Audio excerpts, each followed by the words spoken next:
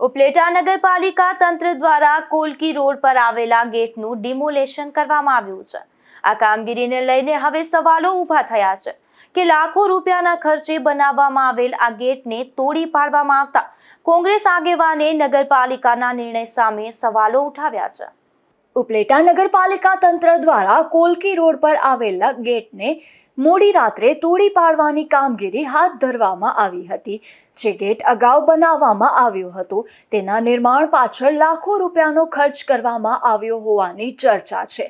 હવે આ ગેટને તોડી પાડ્યા બાદ અન્ય સ્થળે નવો ગેટ બનાવવાનો નગરપાલિકાની સામાન્ય સભામાં ઠરાવ કરવામાં આવ્યો હોવાની માહિતી સામે આવી છે। ત્યારે અગાઉ ગેટનું નિર્માણ કરવામાં આવ્યું તે સમયે યોગ્ય આયોજન કરવામાં આવ્યું હતું કે નહીં અને સરકારી નાણાંનો ખર્ચ કર્યા બાદ ફરીથી ગેટ તોડી પાડવાનો નિર્ણય શા માટે લેવાયો તેવા સવાલો ઊભા થઈ રહ્યા છે। આ સમગ્ર મામલે ઉપલેટાના કોંગ્રેસ આગેવાન કૃષ્ણકાંત ચોટાઈને નગરપાલિકા તંત્રની કામગીરી સામે સવાલો ઉઠાવ્યા છે।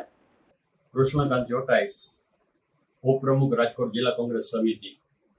ઉપલેટા નગરપાલિકાએ ગઈકાલે રાત્રે લગભગ 10 વાગ્યા પછી કોલકી રોડ ઉપર આવેલો 1.5 થી 2 લાખને ખર્ચે બનાવેલો મેઇન ગેટ તોડી પાડ્યો અને નગરપાલિકાએ સાબિત કરી એટલું કે કાળા કામ રાત્રે જ થાય। આ ગેટ કોઈ પણ રીતે નડતો નહોતો, પણ બાજુમાં દુકાનો થતા અને મોટી ટ્રાવેલ્સોનું ત્યાં પાર્કિંગ થતા ટ્રાવેલ્સો વાળાના ગેટ નડતો હતો।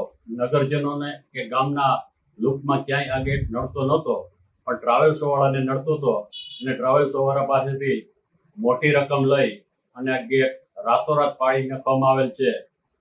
આ ગેટ હજી 2 વર્ષ પહેલા જ બનાવવામાં આવેલો હતો। ગેટમાં કોઈ પણ જાતની ખરાબી નહોતી, પણ ફક્ત થોડા ધંધાર્થીઓને સંતોષ આપવા અને નગરપાલિકાના હિતને નુકસાન કરનાર આ નગરપાલિકાનું બોર્ડ કાયમી આવા જ કામ કરતું રહેશે એવો લોકોમાં એક પ્રશ્નાર્થ ઊભો થાય છે। આટલું જ નહીં, પણ આ ગેટ તાત્કાલિક પાછો એનાથી આગળ બનાવવામાં આવશે। અહીંયા 2 લાખનો ખર્ચો કરેલ ગેટ પાડી નાખ્યો અને 2 મહિના પછી આ ગેટ આગળ બનાવવાનો પણ નગરપાલિકાએ ઠરાવ કર્યો છે। ત્યારે નગરપાલિકાની આ કામગીરીને લોકો મૂર્ખતાભરી કામગીરી ગણે છે અને મૂર્ખાઈનું પ્રદર્શન નગરપાલિકા કરતી હોય એવું લાગે છે।